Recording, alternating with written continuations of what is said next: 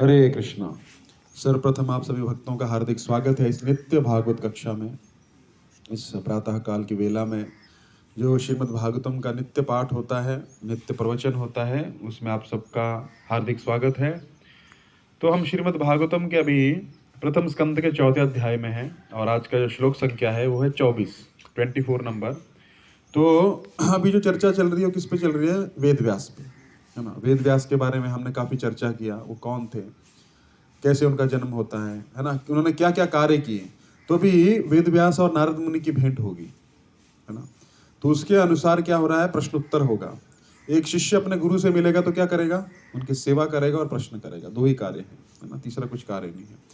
तो अभी वेद व्यास जी प्रश्न करेंगे, क्या करेंगे, नारद मुनि से। बहुत दुखी होकर बैठे हैं सरस्वती नदी के किनारे, सब वेदों की रचना कर दी है, पुराणों की रचना कर दी, पंचम वेद महाभारत दे दिया, उपनिषद दे दिए, ब्रह्मनाश दे दिए, अरण्यकाश दे दिए, है ना, सब कुछ दे दिया, लेकिन संतुष्टि नहीं है हृदय में।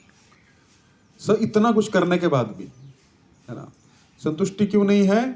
सोच रहे हैं बैठ के कि मैंने इतना कार्य किया लेकिन संतुष्टि क्यों नहीं है। तो एक बुद्धिमान व्यक्ति जो रहता है, कोई भी कार्य करने के बाद सोचता है बैठ के, करने के बाद ऐसा नहीं कि सोचता है उसके विषय में कि मैंने इतना कुछ किया लेकिन मुझे क्या प्राप्त हुआ।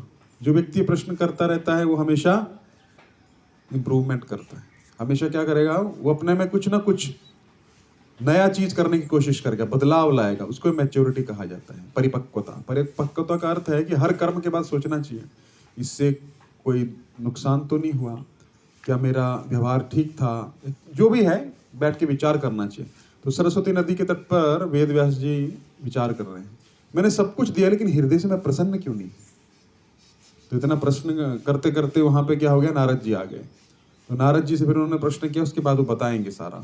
तो अभी ये प्रसंग चल रहा है कि नारद मुनि वेद व्यास जी सोच रहे हैं बैठ के, क्या सोच रहे हैं, मैंने इतने वेद, पहले एक ही था, कौन सा, ऋग्वेद, है ना। पहले आज का श्लोक उच्चारण कर लेते हैं, फिर उसके बाद में हम उस पर चर्चा करते हैं। मेरे पीछे दोहराएंगे।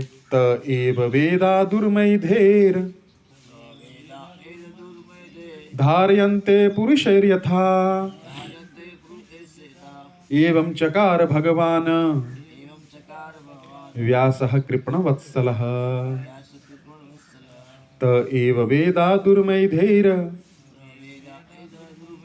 धारयन्ते पुरुषैर्यथा एवं चकार भगवान व्यासः कृपणवत्सलः। कोई उच्चारण करना चाहेगा?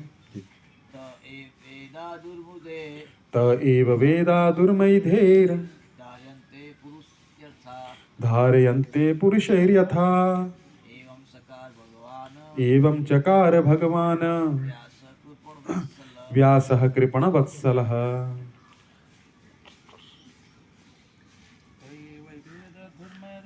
त एव वेदा दुर्मैधेर धारयन्ते पुरुषैर्यथा एवं चकार भगवान व्यासः कृपणवत्सलः।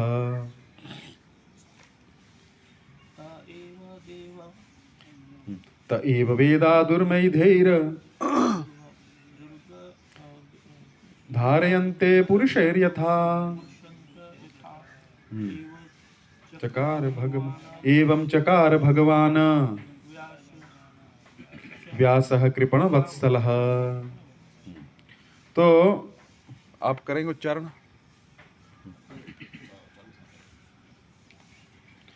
मैं आपको मोबाइल में लिंक भेज दूंगा, उसमें आपको अपने मोबाइल में खोल के आपको श्लोक भी मिल जाएगा, तात्पर्य से सब कुछ मिल जाएगा इंग्लिश में, ठीक है। तो आप एटलीस्ट संस्कृत में श्लोक रहेगा तो उसको देख के रोज कक्षा में बैठ सकते हैं। हाँ, दुर्मैधेर त एव वेदा दुर्मैधेर हाँ धारयन्ते पुरुषैर्यथा एवं चकार भगवान व्यासः कृपणवत्सलः। बड़ा ही सुंदर श्लोक है, इसका भाव हम समझने का प्रयास करेंगे शब्द से, हर एक शब्द को खोलेंगे। तो वेद व्यास ने क्या किया, उनका नाम क्या है, मैं बहुत बार हर कक्षा में अभी हम वेद व्यास पे बहुत चर्चा कर रहे हैं, अभी आपको याद भी हो गया होगा। उनका नाम है कृष्ण द्वैपायन। मैंने इस पे चर्चा भी किया था, पिछला जो बुधवार था उस पर हमने उनके जन्म के बारे में बताया था। कृष्ण का अर्थ है वो ब्लैक कलर, काले थे। जब उनका जन्म हुआ ना सत्यवती और पराशर ऋषि से, तो वो काले थे। और यमुना जी का एक कल्पी करके एक द्वीप है, उस द्वीप पे उनका जन्म हुआ अचानक, तो उनका नाम द्वीप पे जन्म होने के कारण हो गया द्वैपायन, कृष्ण द्वैपायन उनका नाम हुए हैं। लेकिन वेद व्यास जो है एक उपाधि है, एक पोस्ट है। जैसे अभी पीएम है, प्राइम मिनिस्टर की पोस्ट है ना, किसी का नाम पीएम थोड़े होता है, प्राइम मिनिस्टर जी ऐसा थोड़े होता है। प्राइम मिनिस्टर का एक पोस्ट है, लेकिन वो व्यक्ति जो है उसका एक नाम होता है। तो वेद व्यास क्या है, एक पोस्ट है। और जो इस युग में जो वेद व्यास बने हैं उनका नाम है कृष्ण द्वैपायन। तो ये भगवान के साहित्यिक अवतार कहलाते हैं। साहित्यिक अवतार का होता है कि भगवान कलयुग आने वाला है। पहले के युगों में क्या होता था, कोई लिखता पढ़ता नहीं था, सब याद हो जाता था। जो बोला गुरु ने वो शिष्य के मन में बैठ जाएगा, सब पता नहीं कैसा था, है ना। अभी तो हम सोच भी नहीं सकते, हमको ये भी याद नहीं है कि हम कल इस टाइम क्या कर रहे थे, रात को क्या खाया था, सोचना पड़ता है। उनको सब कुछ याद रहता है। श्रुतिधर होते थे। श्रुतिधर मतलब जो सिर्फ सुन के सीख ले, जो सिर्फ सुन के सीख ले और याद रहे, उसको श्रुतिधर कहा जाता है। पहले कोई भी विद्या दी जाती थी, अर्जुन को कुछ भी विद्या दी गई, उसने नोट्स नहीं बनाए थे उसकी, या ऑडियो रिकॉर्डिंग वीडियो रिकॉर्डिंग नहीं था उसका। जो सिखाते गए वो सीखते जाते थे। यही होता है। इसको विद्यार्थी, विद्या प्लस अर्थी, विद्या का जो इच्छुक है उसको विद्यार्थी कहा जाता है। देखिए हर चीज में एक एटीट्यूड होता है। वो एटीट्यूड अगर आप में अंदर है तभी वो चीज टिका पाएंगे, नहीं तो नहीं टिकेगा। स्टूडेंट जाए और ऐसा गले में रुमाल डाल के टपोरी बन के अगर स्कूल जाएगा, सीख पाएगा? कभी नहीं सीख पाएगा। भले ही पढ़ाई लिखाई में मान लीजिए 99% भी ले रहा है, लेकिन जिसके लिए वो गया है वो नहीं सीख पाएगा। वो क्या है? विनम्रता। विद्या ददाति विनयम। विनम्रता, अगर विद्या आपके पास है और विनम्र नहीं बन रहे हैं तो मतलब वो बेकार है। विद्या ददाति विनयम, विद्या का लक्षण ही है कि आप में विनम्रता अपने आप आ जाएगी। क्यों? क्योंकि जो व्यक्ति जितना ज्ञान प्राप्त करता है उसको लगता है मैं तो कुछ भी नहीं हूँ, मुझे कुछ भी नहीं आता है, क्योंकि और बहुत कुछ है। जिसको कुछ नहीं आता वो क्या बोलता है? मुझे सब पता है। 2 चीज पता है ना उसको, बस सब उसी में हो गया। लेकिन जो अध्ययन करता है, जो व्यक्ति हमेशा कार्यरत रहता है, प्रगतिशील रहता है, उसको लगता है अभी तो कुछ भी नहीं किया, बहुत करना बाकी है, बहुत करना बाकी है। लगता है कि नहीं लगता? आप बोलते हैं अभी पढ़ाई का टाइम आ गया, अभी एग्जाम्स आने वाले हैं, अरे कर लेंगे इतना। तो जब पढ़ने बैठते हैं तो अरे कुछ भी नहीं आता मेरे को, तो मुझे तो लग रहा था ये है ना, होता है ना। फिर रात भर पढ़ते हैं क्योंकि कुछ नहीं आता है। विनम्र हो जाते हैं कि नहीं? सो के काम नहीं चलेगा, पढ़ाई करनी पड़ेगी, रिस्पेक्ट करना पड़ेगा। उसको बोलते हैं विद्या ददाति विनय। विद्या का लक्षण ही विनयता है। विनय हो जाएगा व्यक्ति। क्यों? समझ गए? उसको ज्ञान मतलब और छोर ही नहीं है कोई, तो क्या होगा? उसको लगेगा मैं तो अभी कुछ भी नहीं कर रहा हूँ। तो वेद व्यास ने क्या किया, जो अभी कलयुग आने वाला है, वेद एक था, कौन सा? ऋग्वेद। ऋग्वेद है। अभी ऋग्वेद जो था उसको क्या किया, 4 भागों में विभाजित कर दिया। मतलब एक तो ऋग था, ऋग से साम, साम से अथर्व, अथर्व से यजुर, इतना कर दिया। उसके बाद भी बोले अरे वेद तो कोई पढ़ नहीं पाएगा। जो हम संस्कृत पढ़ते हैं ना उसको लौकिक संस्कृत बोलते हैं, अभी जो पढ़ते हैं वही समझ में नहीं आती है। तो आप वैदिक संस्कृत पढ़ोगे तो आप पागल हो जाओगे, उसको पढ़ ही नहीं पाओगे आप। तो क्या किया उन्होंने, उसको 4 में विभाजित किया। लेकिन 4 भी वेद, आजकल लोगों को नाम ही पता नहीं है वेदों के। नाम है वेदी, द्विवेदी, त्रिवेदी, चतुर्वेदी। जो एक वेद को जाने उसको वेदी बोलते थे, द्विवेदी 2 वेद को। और अभी उनको नाम ही पता हो जाए चतुर्वेदी जी को कि कौन से वेद हैं, वही पता नहीं है ना।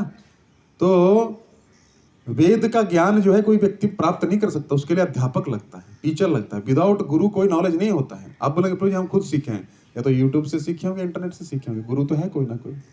तो गुरु के बिना ज्ञान नहीं होता। तो वेद व्यास ने क्या किया, 4 वेद में से पंचम वेद निकला। पंचम वेद क्यों दिया? अभी देखिए कोई लॉ पढ़ता है विद्यार्थी या मेडिकल स्टडीज करता है तो 4 साल बुक्स पढ़ता है, MBBS, है ना। फिर क्या करता है, किसी सीनियर जो डॉक्टर उसके अधीन में काम करेगा, उसको नॉलेज है, प्रैक्टिकल कैसे करना वो पता नहीं है। तो क्या करता हूँ, इंजीनियर में भी ऐसा ही है, किसी भी फील्ड में ऐसा होता है। पहले थ्योरी सिखाई जाती है, फिर प्रैक्टिकल सिखाया जाता है। अभी केस स्टडी करना है, मान लीजिए लॉयर है, ये IPC धारा फलानी ढिमकानी ये वो, तो ये तो पढ़ लिया, लेकिन अप्लाई कैसे करना है तो केस स्टडी होता है। एक आदमी आया, उसने ऐसा क्राइम किया, ऐसा किया, ऐसा किया, उसको केस स्टडी बोलते हैं। और मेडिकल में भी ऐसा ही है, वो प्रैक्टिस करता रहता है ना। आप किसी भी डॉक्टर को पूछेंगे आप क्या करते हैं, जी मैं यहाँ पे प्रैक्टिस करता हूँ। ऐसा नहीं बोलेगा मैं परफेक्शन हो गया मेरा, मैं प्रैक्टिस करता हूँ। क्यों? क्योंकि प्रैक्टिस है। तो गुरु के अधीन ही प्रैक्टिस होती है। कोई व्यक्ति अगर मेडिकल कॉलेज में एडमिशन बोले, बुक्स तो सारी मिल जाती है ना, मेरा दोस्त मेडिकल कॉलेज में जाता है, मैं उसकी बुक्स पढ़ लूंगा तो पास भी हो जाएगा, लेकिन उसको नॉलेज होगा कभी, सर्जरी कर पाएगा वो कभी? वो एटीट्यूड। तो सबसे इंपॉर्टेंट है एटीट्यूड किसी भी चीज में। Prabhupada ji nectar of instruction में एक जगह बोलते हैं progress in Krishna consciousness depends on the attitude of the follower. जैसा आपका एटीट्यूड होगा, अब जो विद्यार्थी है, जो जहाँ पे एटीट्यूड है, वो क्रिकेट की फील्ड में बैटिंग करने गया और गाना गाया एफएम लगा के, वो एटीट्यूड चलेगा? नहीं चलेगा, सीरियस। अब आप ऑफिस में बैठ के गाना लगा के सुने, पाँव फैला के, ऐसा है ना, तो कोई वो एटीट्यूड वहाँ पे कैसा होगा? अलग होगा। घर में आप रिलैक्स हो सकते हैं, तो हर जगह का एक एटीट्यूड होता है और फल वो एटीट्यूड ही देता है। तो वेद व्यास क्या किए? वेद व्यास एक वेद को 4 कर दिए, फिर 4 भी बोला कोई पढ़ेगा नहीं, तो उसका केस स्टडी बनाया। जैसे चोरी नहीं करनी चाहिए, चोरी नहीं करनी चाहिए, चोरी नहीं करनी चाहिए, रट्टा मार, लेकिन चोरी नहीं करनी चाहिए पता नहीं है क्या होता है उससे, तो एक केस स्टडी बताई। अरे एक आदमी था, उसने चोरी किया, राजा ने उसको पकड़ा, उसका हाथ काट दिया, फिर बाद में नरक में गया, कुछ फल यहाँ होगा, कुछ वहाँ। अरे अच्छा ऐसा है क्या? केस स्टडी किया ना। तो पुराण क्या है? महाभारत पूरा केस स्टडी है। 1 लाख श्लोक है महाभारत में, कितने? पूरा केस स्टडी है वो। ये करेंगे तो ये प्राप्त होगा, ये करेंगे तो स्वर्ग नरक, ये सब कुछ उसमें है। अच्छा, फिर उसमें भी 1 लाख श्लोक कौन पढ़ेगा? कलयुग के जीवों के पास टाइम कहाँ है? व्हाट्सएप में पूरे मैसेज तो देख नहीं पाते हैं, है ना, तो वेद कौन पढ़ेगा? तो बोला भी पंचम वेद के भी काम नहीं बनेगा, पुराण लिखो, स्टोरी बनाओ, है ना। एक राजा था, उसने इससे विवाह किया, फिर ऐसा हुआ, तो लोगों को स्टोरी अच्छा लगता है, तो स्टोरी 18 पुराण लिख डाले, है ना। कुछ पुराण लिखे हैं, विष्णु पुराण वगैरह पराशर ऋषि ने लिखे हैं, श्रीमद् भागवतम भी उन्होंने रचना किया है वेद व्यास ने, तो पुराण लिख डाले 18। पुराण का नाम भी पता नहीं है लोगों को, है ना। तो ये होता होता भी उनके मन में उपनिषद लिखे, ब्रह्मणास लिखे, अरण्यकास लिखे, अरण्य में बैठ के गुरु के, उपनिषद मतलब उप मतलब पास में, और निषद मतलब जो पढ़ा जाए, जो गुरु के रह के पास में पढ़ा जाए उसको उपनिषद कहा जाता है। वो भी गुरु है ही नहीं आजकल पढ़ाने वाले। सबसे बड़ा प्रॉब्लम क्या है कि संसार में ज्ञान की कमी नहीं है, लेकिन ज्ञान देने वालों की कमी है, कोई नहीं है पढ़ाने वाला। तो उपनिषद अरण्यक लिखे, अरण्य का मतलब जो जंगल में, अरण्यक बोलते हैं ना जंगल, तो अरण्य के जंगल में पढ़े जाते थे, लेकिन कुछ नहीं हो रहा है। तो वेद व्यास जी फिर भी असंतुष्ट है। अरे इतना कुछ लिख डाला, इतना महान है, और कहाँ रहते हैं? बद्रिकाश्रम, एक छोटी सी गुफा के अंदर, सरस्वती नदी के किनारे, कोई लग्जरी नहीं है, कोई कुछ नहीं, और इतना कार्य कर दिया है, सारी लाइफ अचीवमेंट कर ली है, लेकिन फिर भी क्या सोच रहे हैं? जीव आने वाले हैं जिनका भाग्य बहुत मंद है कलयुग में, उनके लिए मैं और क्या करूं? सिंपल, क्योंकि वो वेद व्यास भी आज से 5000 साल पहले समझ पा रहे हैं कि ये होने वाला नहीं है, तो क्या कर रहे हैं?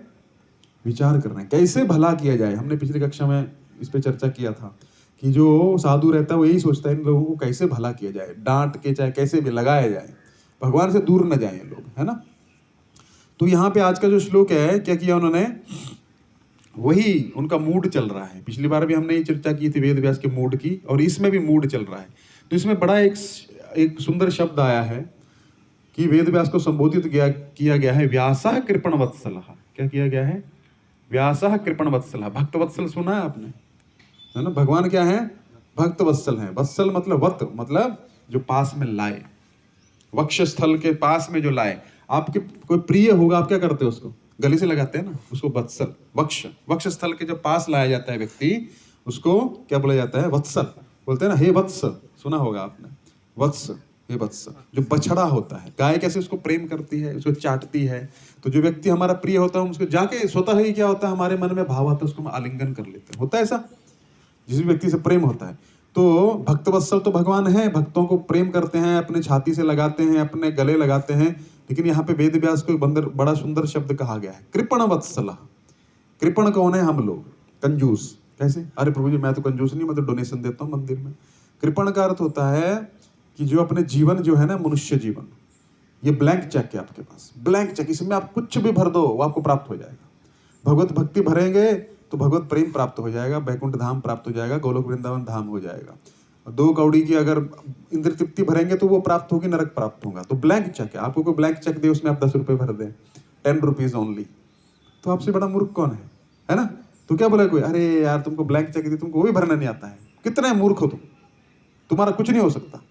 तो इसी प्रकार भगवान ने हमको ब्लैंक चेक दिया है, लेकिन ब्लैंक चेक में भी हम लोग 0 0 0 0 लगा रहे हैं, 1 नहीं लगा रहे हैं। 10 जीरो लगा दिया और हम सोच रहे हैं कितनी सारी जीरो लग गई हैं, हम कितने खुश हैं, हमारे पास बंगला है, गाड़ी है, अच्छी पत्नी है, अच्छा घर है, संसार है, नौकरी है, हमारा जमीन है, जायदाद है। 0 0 0 और जीरो लगानी है, और जीरो लगानी है। अब बैंक में गए वो चेक लेके 15 जीरो लगाई हैं, अब लग रहा बड़ा अमाउंट निकलेगा। बैंक वाला क्या बोलेगा? इसका वैल्यू क्या है? 0। 1 लगाना भूल गए, अब उसके पीछे आप 1 लगा दीजिए, आपका वैल्यू बढ़ जाएगा। भले 1 जीरो है, 10 रुपये तो प्राप्त होगा। तो 1 कौन है? वो है भगवान। हम लोग अपने जीवन में 0 0 0, हमारा व्यवसाय, हमारा नौकरी, हमारा धंधा, हमारा बैंक बैलेंस हमको बचाएगा, वो 0 0 0 है। भगवान को लगा ही नहीं रहे। वो 0 अच्छा है, 0 का वैल्यू है, लेकिन कब? जब उसके पीछे 1 लगा है ना। तो उसी प्रकार 0 लगाइए, कोई दिक्कत नहीं है, वो लगाना ही है, लेकिन 1 भी लगाइए साथ में, तो उसका वैल्यू हो जाएगा। तो 0 के पीछे क्या हो जाएगा? 1 का वैल्यू हो जाएगा, और उसका वैल्यू बन जाएगा। 2 0 है तो 100 हो जाएगा, 3 है तो 1000 हो जाएगा, 4 है तो 10,000 हो जाएगा, 5,000 हो जाएगा, 10,000 हो जाएगा, है ना। तो ये क्या है? भगवान एक है। तो वेद व्यास यही सोच रहे हैं, मैंने 0 0 तो सारी लगा दी। अब अभी नारद मुनि आकर डांटेंगे, तुम तो बड़े महान हो, तुमने उपनिषद वेद लिख डाले, लेकिन उसमें दिया क्या? उसमें वही इंद्रिय तृप्ति दे दी तुमने। अच्छा पुत्र प्राप्त करना है तो क्या यज्ञ किया जाए, शादी करनी तो क्या यज्ञ किया जाए, स्वर्ग जाना है तो क्या यज्ञ किया जाए, इसका प्रायश्चित करना है तो क्या किया जाए, ये जादू टोना टोटका ये वो सब कुछ तुमने सब कुछ दे दिया। भगवान का भक्ति कहाँ दिया? 0 तुमने चेक में 0 0 सब लोग लगाएंगे, लेकिन 1 कहाँ है? वो तुमने लगाया नहीं। तो अभी वो आगे आएगा वो प्रसंग, लेकिन आज के श्लोक में क्या? तब एव वेदा दुर्मय धीर। जो दुर्बुद्धि है ना, दुर्मय धीर, हमारी बुद्धि कैसी है? सुमेधा नहीं है, दुर्मेधा है, उल्टी चलती है बुद्धि, है ना। तो दुर्मय धीर धार्यन्ते पुरुषे रथा। तो वेद व्यास ने क्या किया? जो कृपण वत्सल हैं, जो हम जैसे कृपण लोग हैं, जो 0 0 अपने कंजूस हैं, हम लोग अपने जीवन को पूरी तरह खर्च नहीं कर रहे हैं, उनके लिए भगवान कृपण वत्सल है वेद व्यास जी। कैसे वेद कृपण वत्सल है? उन्होंने क्या किया?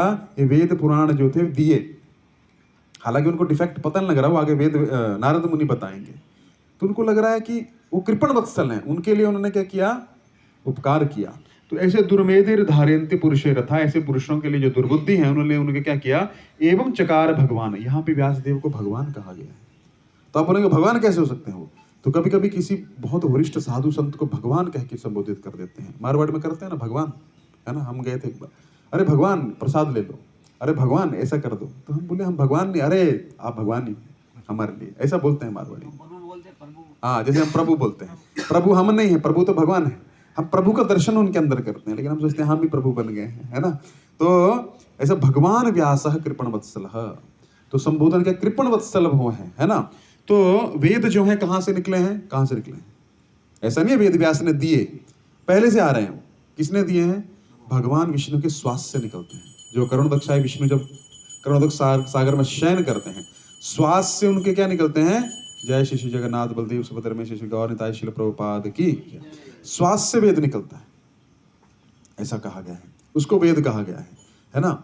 और जब गरुड़ जी उड़ते हैं तो उनके पंखों से जो ध्वनि आती है, वहाँ सामवेद के ऋचाएं चलती हैं सारी, है ना। श्लोक सब निकलते हैं। तो भगवान के श्वास से वेद निकलता है। तो उस वेद को, एक था ऋग्वेद, उसको 4 में डिवाइड करके अपने 4 शिष्यों को दिया। पैल, वैशंपायन, सुमांतु और एक रह गया जैमिनी। पैल को दिया ऋग्वेद, जैमिनी को दिया सामवेद, और सुमांतु को दिया अथर्ववेद, और वैशंपायन को दिया यजुर्वेद। ठीक है, 4 वेद दे दिए। उसके आगे आगे वो लोग आचार्य बन गए अपने। तो इतना करने के बाद फिर उन्होंने अपनी ये चलाई, है ना। और इनमें से ही जो षड दर्शन बोलते हैं ना, भारतीय षड दर्शन, है ना, वैशेषिका, है ना, और क्या क्या है, वैशेषिका है, न्याय है, सांख्य है ना, और क्या है, योग है, और क्या है, पूर्व मीमांसा और उत्तर मीमांसा।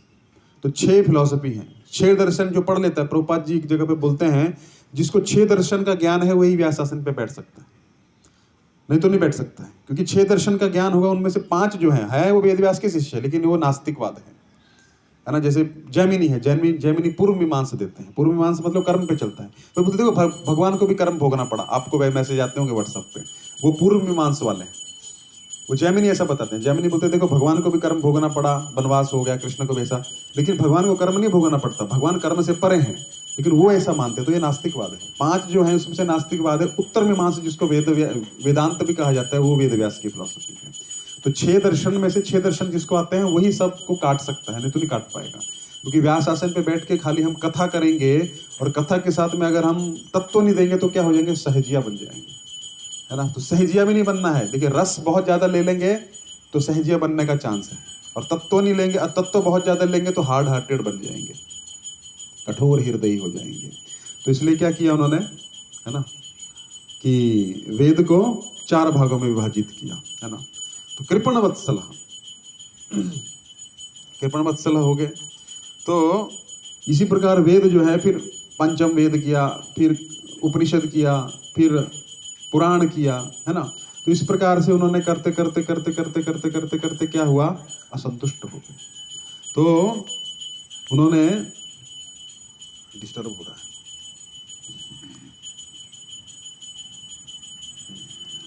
कथा चल रही होती है तो घंटी नहीं बजानी चाहिए कहीं पे।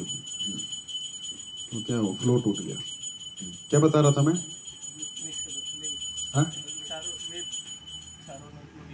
हाँ हाँ, 4 वेद दे दिए। तो वेदांत, हाँ, षड दर्शन की बात कर रहा था मैं, दिमाग से ऐसा होता है। तो षड दर्शन, प्रभुपाद जी बोलते हैं जिसको षड दर्शन का ज्ञान नहीं है, नाम ही पता नहीं है लोगों को, है ना, और कथा करते हैं। तो षड दर्शन का नाम भी पता होना चाहिए, कौन कौन सा। वैशेषिका किसने दी, कन्नाड, ठीक है। उसके बाद न्याय गौतम, सांख्य कपिल, है ना, फिर योग पतंजलि, फिर कितने हो गए, 4 हो गए। फिर पूर्व मीमांसा जैमिनी, उत्तर मीमांसा या जिसको वेदांत भी कहा जाता है, वेदों का अंत, उसको वो दिया वेद व्यास ने। तो ये 6 kinds of philosophy, Indian philosophy कहा जाता है इसको। तो षड दर्शन जिस व्यक्ति को पता है वही भागवत पढ़ सकता है, वही भागवत को समझ पाएगा। क्योंकि भागवत पढ़ना चाहिए, भगवान की लीला सब कुछ है, लेकिन अच्छे से अगर आपको स्टडी करना है और पढ़ाना है तो इस 6 दर्शन का ज्ञान होना चाहिए। लेकिन ये 6 दर्शन लोगों को पता ही नहीं है। पहले तो वेदों का पता नहीं है, 6 दर्शन तो दूर की बात है ना। तो 6 दर्शन का ज्ञान नहीं है तो क्या वो पढ़ेगा और पढ़ाएगा। गुरुकुल हम बोलते हैं, गुरुकुल गुरुकुल भारतीय संस्कृति, लेकिन संस्कृति सिखाने वाला कौन है। एक मेडिकल कॉलेज है, बहुत अच्छा शीशा लगा हुआ है, सब कुछ लगा हुआ है, 5 स्टार फैसिलिटी, डॉक्टर ही नहीं है, कोई प्रोफेसर ही नहीं है उधर, सिखा पाएगा। हॉस्पिटल में आप गए, क्या क्या फैसिलिटी है, रिसेप्शनिस्ट बैठी है, सब कुछ बैठा है, एक क्लास। लेकिन आपने पूछा कौन डॉक्टर देखेगा, डॉक्टर ना हम हायर कर रहे हैं अभी, हम देख रहे हैं 2-4 डॉक्टर भी, हम हमारी बात चल रही है, आप एडमिट करा दीजिए, हम देखते हैं आप कराएंगे एडमिट, वहां पे नहीं कराएंगे। उसी प्रकार आप स्कूल में एडमिशन लेने गए, स्कूल एकदम टकाटक, लेकिन टीचर जो है 10वीं फेल, आप डालेंगे वहां पे, नहीं डालेंगे। उसी प्रकार आध्यात्मिक ज्ञान हेतु व्यक्ति में अगर क्वालिफिकेशन योग्यता नहीं है, आप भले आ जाइए, आप सीख नहीं पाएंगे कुछ। तो उसी प्रकार यहाँ पे क्या है, भगवान कौन से, वेद व्यास का ये स्तर है, फिर भी वो क्या नहीं कर पा रहे, संतुष्ट नहीं है, क्योंकि गुरु की कृपा अभी तक हुई नहीं है। तो गुरु अभी जीवन में आएंगे तो क्या होगा, अभी आएगा आगे, आप रोज श्रवण करेंगे तो अभी नारद मुनि आएंगे और डांटेंगे उनको, वेद व्यास को, तुम तो इतने महान हो, जैसे अर्जुन को कृष्ण डांटे, तुम इतनी पंडितों जैसे बात करते हो, है ना। असोच्यान अनुमनसोच्यस्तम प्रज्ञावादांश भाषसे गतासून नानु शोचन्ति पंडितः, पंडित की बात करते हो और उसके लिए शोक कर रहे, जिसके लिए शोक नहीं करना चाहिए। तो गुरु के पास ही शक्ति होती है। शिष्य कितना भी बड़ा हो जाए, है ना, चेला चीनी ही रहता है, गुड़ ही रहता है, कितना भी आपको लगेगा अरे चेला जो है गुरु से भी आगे निकल रहा है, लेकिन गुरु है, उसके पास जो चीज है वो चेले के पास नहीं। तो व्यास को पता है कि हमारे मन में असंतुष्टि का कारण क्या है, तो उनके हृदय में भगवान बैठे हैं। भगवान जो है श्रीमद् भागवतम का ज्ञान देना चाहते हैं, तो उनके नारद मुनि को प्रेरणा देके वो वहां पे आ जाएंगे अभी। तो आज हमने क्या चर्चा किया कि वेद व्यास जो हैं वो क्या कर रहे हैं, शोकाग्रस्त है। तो हम भी शोकाग्रस्त हैं, हमने सब कुछ प्राप्त किया अपने जीवन में, किया है कि नहीं। एक छोटा मोटा घर भी होगा, अच्छा खाने पीने को भी मिलता है, सब चल रहा है ना, लेकिन असंतुष्टि रहती है, कुछ ना कुछ कमी है। वो कमी वही है किसकी, गुरु की कृपा नहीं हुई, यानी कि भगवान की कृपा अभी तक नहीं हुई है। तो जब तक भगवान की कृपा नहीं होगी तब तक वेद व्यास संतुष्ट नहीं हो पाए, इतना वेद रचना, इतना सब कुछ लिखने के बाद तो हम कैसे संतुष्ट हो जाएंगे। हम तो बहुत ही अधम जीव है, वेद व्यास के स्तर के नहीं।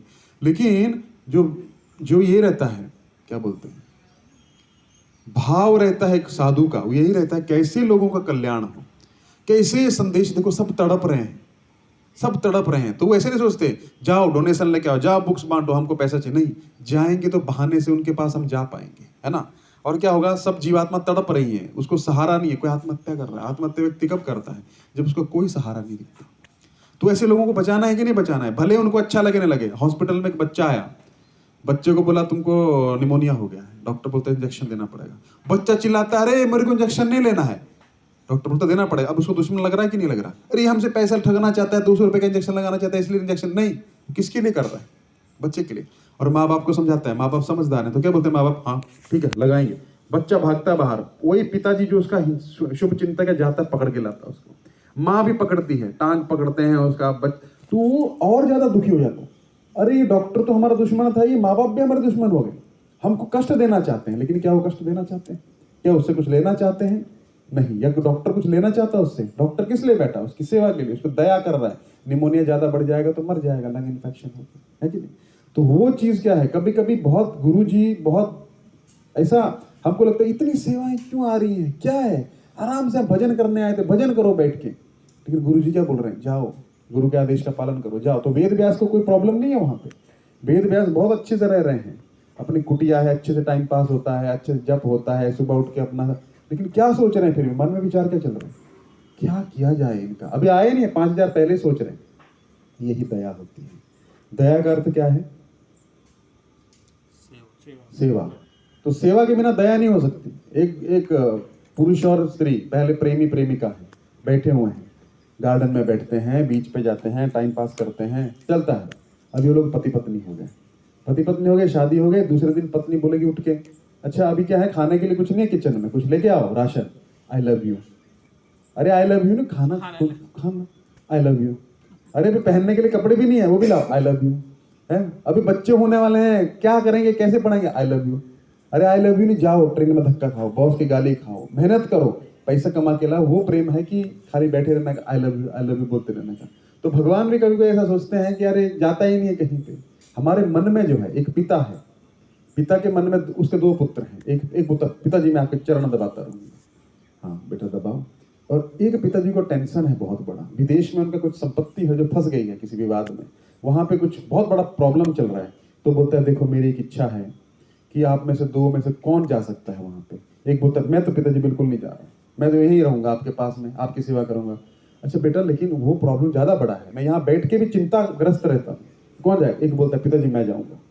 हालांकि वो उसमें कोई क्वालिटी नहीं है उतना, लेकिन उसने स्वीकार किया और गया, और वहां से कंटिन्यूस फोन कर रहा है, पिताजी मैं संभाल रहा हूँ, सब ठीक चल रहा है। लेकिन पिताजी का ध्यान सबसे ज्यादा, वो चरण भी दबा रहा है, लेकिन किसकी तरफ है? जो दूर गया है, जो उनकी इच्छा को पूर्ण कर रहा है। तो भगवान की इच्छा क्या है कि आप मेरे नामों का प्रचार करिए। भगवान यहाँ बैठे हैं, लेकिन सोच का यहाँ बैठे क्यों है? सबसे पहले बात है, क्या भगवान को घर नहीं है क्या अपना? यहाँ बैठे हैं दर्शन देने के लिए, दर्शन करने कोई आएगा ही नहीं तो भगवान चिंतित हो जाएंगे, मैं क्यों बैठा हूँ? लेकिन यहाँ दर्शन करने लोग आएंगे, सेवा में जुड़ेंगे, तो भगवान क्या बोलेंगे? बहुत अच्छा है। भले आप मंदिर में ना पूरा दिन बाहर प्रचार कर, भगवान किसके बारे में सोचेंगे?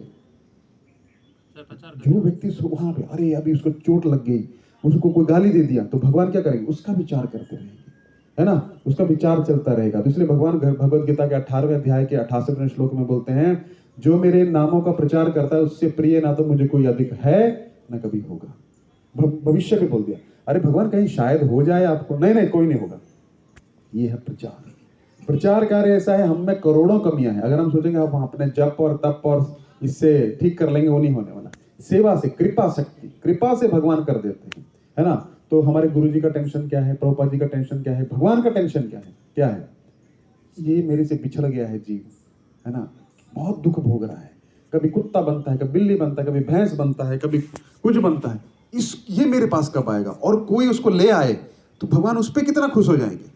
किसी का बच्चा, मान लीजिए आपका पुत्र जो है, भगवान ना करे बिछड़ जाए कुंभ के मेले में, है ना, और आप ढूंढ रहे हो, अभी आपकी पत्नी बोल रही है अब तो हमारा बच्चा मिल ही नहीं सकता, करोड़ों आदमी है, आपने हिम्मत हार दी, है कि नहीं? हिम्मत हार दी, अब कुछ नहीं हो सकता, और दुख भोग रहा है, रो रहा है, मेरे माता पिता कहाँ है? वो रो रहा है, आप भी रो रहे हैं, तड़प रहे हैं एक दूसरे के लिए। तब एक व्यक्ति आया, बेटा क्या चाहिए? भूख लगी है? नहीं, वो 5 साल का बच्चा, कुछ उसको पता ही नहीं है मैं कहाँ हूँ, मैं कहाँ से आया हूँ, क्या मेरा पिताजी का फोन नंबर है, क्या भूल गया है। क्या खाए? जलेबी पकौड़ा खाएगा? हाँ ये ले जलेबी पकौड़ा खा ले, थोड़ी देर के लिए भूख मिटेगी, फिर रोएगा क्योंकि फिर भूख लगेगी, और अपने माँ बाप को याद कर रहा है। थोड़ी देर बाद को आया, बेटा तुम्हारे कपड़े सारे फट गए, कपड़ा दूं? मुझे कुछ पता नहीं है, कपड़ा दे दिया। कपड़े से भी खुश नहीं हो। इतने में आपके गांव का कोई आदमी उसको, अरे राजू तू इधर क्या कर रहा है? तेरे माता पिता इतना रो रहे हैं, क्या कर रहा है? चल ना। तो उसने पकौड़ा दिया, ना जलेबी दिया, ना वस्त्र दिया, ना कुछ दिया। उसको क्या पकड़ा और उसके पिताजी से मिला दिया। पिताजी और माता रो रही हैं, और अपने बच्चों को देख के क्या करेंगे? पहले तो उसको गले लगाएंगे, फिर आपको गले लगाएंगे। तुमने इतना निस्वार्थ भाव से मेरे पुत्र को मुझसे मिला, क्या चाहिए तुमको, बोलो। ऐसा ऐसा बोलेंगे ना, आपने तो हम पे इतना बड़ा ऋण चढ़ा दिया है, अब हम क्या करें? वैसे भगवान हो जाते हैं। अब वो जीवात्मा करोड़ों अरबों जन्मों से कहाँ भटक रहा है, कहाँ, आप उसको मंदिर ले आए, है ना, भले वो नहीं आना चाहता है। अरे तुम लोग, भले आपको गाली दे रहा है, अरे तुम डोनेशन मांग रहे हैं, अरे आइए आप मंदिर आइए, तो भगवान क्या देखेंगे, अरे मेरे पास उसको मंदिर में आएगा, प्रसाद खाएगा, जुड़ जाएगा। अगर वो भक्त बन गया तो ठीक है, नहीं भी बना तो कोई बात नहीं, एक बार तो आया भगवान के पास में, आपने अपना काम कर दिया। तो वही होता है प्रचार। तो ये वैष्णव जो रहता है, साधु जो रहता है, उसके हृदय में स्वतः ही दया रहती है। दया का अर्थ खाली ये नहीं है रोना दूसरे के दुख में बैठ के, कोई गरीब बैठे आप उसके साथ बैठ के करिए। दया का अर्थ क्या है, उसके लिए कुछ करिए, आप सक्षम बनिए और उसको भी कुछ दीजिए, वो है ना दया, है ना। हम खाली बैठ के रोते रहें, अरे तुम भी रो हम भी रोते हैं बैठ के, वो दया नहीं कहलाती। दया का अर्थ क्या है, उसको आप वो चीज जो दो जिससे वो दुखी है ना, तो वो चीज का आप उसका समाधान कर दीजिए, सक्षम बनिए और उसको भी सक्षम बनाइए, ताकि वो, बस यही है दया। तो वेद व्यास यहाँ पे क्या सोच रहे हैं, या प्रभुपाद जी क्या सोच रहे हैं, क्या जरूरत है इतना मंदिर बनाने, क्या जो है आराम से भजन करेंगे वृंदावन में बैठ के, प्रभुपाद जी भी कर सकते थे, क्यों गए, यही दया है। तो वेद व्यास क्या कहलाए, कृपण वत्सला, वो कृपण हम लोग हैं। तो हमारे वत्सल इसलिए हम आज बैठ के यहाँ चर्चा कर रहे हैं। यदि प्रभुपाद न होते, अगर प्रभुपाद नहीं होते तो हम यहाँ बैठते, या वेद व्यास जी ऐसे चर्चा नहीं करते तो हम भागवतम ऐसा सोचते तो भागवत जो हम सुन रहे हैं वो पढ़ पाते, कभी सुन पाते नहीं, तो सुन पाते। तो कृपण वही व्यक्ति है, भगवत गीता में भी बोला गया है, कृपणः फल हेतवः, कि कृपण वो व्यक्ति है जो सिर्फ अपनी लाइफ के बारे में सोचता है, अपने बारे में। आप अपने बारे में सोचेंगे, देखिए अब हमने खिचड़ी बनवाई, हम अपने बारे में नहीं सोचे, 10 खाएंगे तो हम भी खा लेंगे साथ में, तो अपना भला स्वतः ही हो जाता है। जब आप परोपकार करते हो, वो आपका कार्य ही नहीं है, वो किसका कार्य है, भगवान का। तो भगवान के कार्य में आप निमित्त बन गए। आप बॉस के कार्य से कहीं बाहर गए, मान लीजिए आपको जर्मनी जाना है, तो सारा खर्चा कौन देगा, कंपनी देगी ना, आपका तो अपना ही टूर हो जाएगा, अपने आप उसमें टूर हो गया। तो सेवा में जब हम जुड़ते हैं ना, हमारा भला भगवान पहले ही लगा देते हैं। जैसे आपके घर में बच्चे होंगे तो आप उनको पूछते हो तुम आज खाना खाओगे, या वो बोलते हैं मम्मी आज मेरा 5 रोटी बनाना, तो नहीं ना, अपने आप होता है ना पालन। उसी प्रकार जब हम भगवान के परिवार में जुड़ जाते हैं, भगवान का कार्य करते हैं, कुछ सोचने की आवश्यकता नहीं, फिर वो उनका कार्य हो जाता है, क्योंकि उनका कार्य आप कर रहे हो। आप अपने काम में तो भगवान अपने धाम में, आप भगवान के काम में और उनके नाम में तो भगवान आपके काम में, है ना। अगर आप उनका कार्य करोगे, आप उनके आदमी हो गए। अब पुलिस वाला जा रहा है कोई वर्दी पहन के, आप उसको थप्पड़ मार दिए तो क्या होगा, तुरंत केस हो जाएगा। सरकारी मुलाजिम को आपने हाथ कैसे लगा दिया, अब पुलिस वो है ना, है वो आदमी, लेकिन वो कहाँ का आदमी, रिप्रेजेंटेटिव किसका है। तो जैसे हम धोती कुर्ता भगवान का कार्य करने निकलते हैं, हम में करोड़ों कमियां हो सकती है ना, हमको बोलना नहीं आता है हमको, लेकिन हम किसका कार्य करने निकले, भगवान का, तो भगवान की जिम्मेदारी बन जाती है ना। जैसे आर्मी में होता है, रहना खाना पीना देते हैं ना, देश की सेवा कर रहा है, तो वो नहीं देगा जो सबको दे रहा है ना। तो श्रद्धा होनी चाहिए। इसलिए वेद व्यास जो है सोच रहे हैं भगवान का कार्य है, तो भगवान के कार्य को ऐसे नहीं कि वो खुद करेंगे, हमको क्या, सोच रहे हैं कि कैसे जीवात्मा, क्योंकि सबसे बड़ा सेवा है, जैसे उस पुत्र को उसके माता पिता से उसने मिलाया व्यक्ति ने, वो गुरु है। गुरु जब किसी जीवात्मा को भगवान से मिला देता है, उससे बड़ा कार्य कुछ नहीं हो सकता है ना। तो उन्होंने वो कार्य किया, इसलिए खुश हो गए। तो आप भी अगर कुछ कार्य, ऐसा नहीं जरूरी प्रवचन ही देना है या बड़ा बड़ा ही, जो भी आपके मित्र हैं संबंधी हैं उनको मंदिर लाने की कोशिश करिए, जो आपने सुना है उनको सुनाइए, जा रहे देखो तारे कहो कृष्ण उपदेश। भगवान चैतन्य महाप्रभु बोले हमारा आज्ञा ये तारो ये देश, भारत भूमि ते होले जन्म जार, जीवन सार्थक करी कर परोपकार। भारत भूमि में जिसका जन्म हुआ है ना, उसके एक्स्ट्रा रिस्पॉन्सिबिलिटी है, नहीं है क्या, एक्स्ट्रा रिस्पॉन्सिबिलिटी है ना। देखिए आप लीडर हो, अब क्रिकेट मैच चल रहा है, टीम हारती है तो किसको सबसे ज्यादा गाली पड़ती है ना। कैप्टन को बुला के पूछा जाता है, टीम को एक एक बंदे को बुलाते नहीं, कैप्टन को गाली पड़ेगी, जब प्रशंसा होगी जीतेगी तो उसको मिलेगा। तो क्या है, जो कैप्टन है, जो लीडर है, उसका रिस्पॉन्सिबिलिटी, तो हम लीडर हैं किसमें, भारतवर्ष आध्यात्मिक ज्ञान में, तो हमारी एक्स्ट्रा रिस्पॉन्सिबिलिटी है क्या, ये ज्ञान देना, है ना। तो ये ज्ञान दीजिए, सबसे पहले लीजिए, पहले लेंगे ही नहीं तो खुद का पेट भरा नहीं है और चलें खिचड़ी बांटने, रास्ते में गिर जाएंगे। पहले अपना पेट भर लीजिए ना अच्छे से, फिर आपको टेंशन नहीं रहेगा खत्म हो रही कि क्या हो रहा है, अपना पेट भरा हुआ है ना। उसी प्रकार हमको क्या करना चाहिए, जीवन सार्थक करिए, अपने जीवन को सार्थक करिए। किस प्रकार सार्थक करिए, पहले खुद पीजिए फिर दूसरों को पिलाइए, है ना, यही भक्ति रस है। तो पहले आपका मन भरा रहेगा ना, आप संतुष्ट हैं, आपको देख के लोग भक्त बनेंगे। बोलने की जरूरत है, ये व्यक्ति इतना खुश क्यों रहता है, ये सुनील प्रभु हमेशा स्माइल क्यों करते रहते, तो व्यक्ति आएगा। नहीं तो ऐसा मुंह लटका के बैठे रहेंगे तो बोलेंगे तो दुखी, हमको भी दुखी बना देगा, है ना। चाहे प्रभुपाद जी आज्ञा दिए, चैंट एंड बी हैप्पी, 2 आज्ञा है, ये आज्ञा है, सदा जप करो और खुश रहो, है ना। खुश नहीं रहेंगे तो क्या होगा, कोई नहीं आएगा भक्त बनने, है ना। हमको देख के, हमारा उत्साह देख के लोग भक्त बनते हैं। आपका उत्साह रहेगा ना तो लोग सामने से आके आपसे जुड़ेंगे, आप नाचेंगे गाएंगे, अच्छा खुश रहेंगे। तो खुश नहीं रहेंगे और ऐसा एकदम मुंह लटका के बैठ रहेंगे, बोलेंगे अरे हम भी ऐसे बन जाएंगे, है ना। तो क्या है, प्रचार जो है, example is better than precept, उदाहरण जो है उस प्रवचन से अच्छा होता है। ठीक है, तो बहुत बहुत धन्यवाद। तो आज हमने श्रवण किया क्या, वेद व्यास के बारे में, कि वेद व्यास की जो दया है वो कैसी है, सेवा की भावना है। उनको कोई सैलरी नहीं मिल रहा उसका, ना उनको कुछ कमीशन मिलेगा कितने भक्त बनेंगे, भगवान का कार्य है। जो वह भक्त का, जो भगवान का भक्त होता है वो यही सोचता है हमारा ये कार्य जिससे हम प्रेम करते हैं। आप किसी से प्रेम करते हैं, उसको क्या अच्छा लगता है, क्या बुरा लगता है, क्या नहीं करना चाहिए, यही सबसे पहले यही रिसर्च करते हैं ना, वही प्रेम है। तो भगवान का कार्य जो है, अभी भगवान के कार्य के बारे में सोच रहे हैं तो नारद मुनि अपने आप आ जाएंगे और उनको बताएंगे कैसे करना है। तो जब इच्छा है तो शक्ति भगवान देंगे, लेकिन इच्छा ही नहीं रहेगी तो सब फैसिलिटी होकर भी आप कुछ नहीं करने वाले हैं। कुछ फैसिलिटी नहीं, लेकिन इच्छा है, अपने आप सब कुछ आने लग पड़ेगा। क्योंकि किसका कार्य है, कंपनी का नहीं है, किसका कार्य है, भगवान का। तो सबको देते हैं तो हमको भी देंगे। बहुत बहुत धन्यवाद आपका। हरे कृष्ण।